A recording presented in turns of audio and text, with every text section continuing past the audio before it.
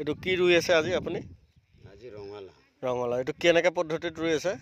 চাহ বনাই আছোঁ। কি বনাইছে এইটো? এইটো খলি বনাই আছোঁ গোবৰ দি। হয়, এইটো কেই লাইন বনাইছে আপুনি? কেই লাইন বনাইছে?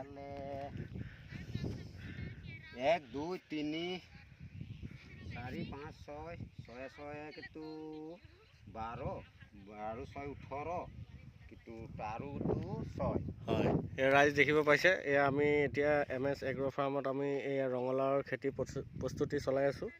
এয়া আজি এইখিনি সম্পূৰ্ণ হৈছে, গাঁত চাতখিনি খান্দি এটা অনলি খালি গোবৰ দিয়া হৈছে, ইয়াত কোনো ধৰণৰ ৰাসায়নিক সাৰ ব্যৱহাৰ হোৱা নাই।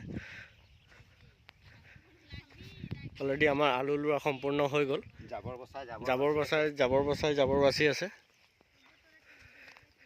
ৰঙালাওৰ কাম ৰঙালাও কৰি আছে, দাদাই এয়া লগাই আছে বস্তুখিনি ধুনীয়াকৈ, খুব সুন্দৰকৈ প্ৰস্তুতি চলাই ধুনীয়াকৈ কামখিনি কৰি আছে। আপোনালোকে আশীৰ্বাদ কৰিব যাতে আমি আৰু আগবাঢ়ি যাব পাৰোঁ। ভালে কুশলে যদি হয়। হয়, ধন্যবাদ।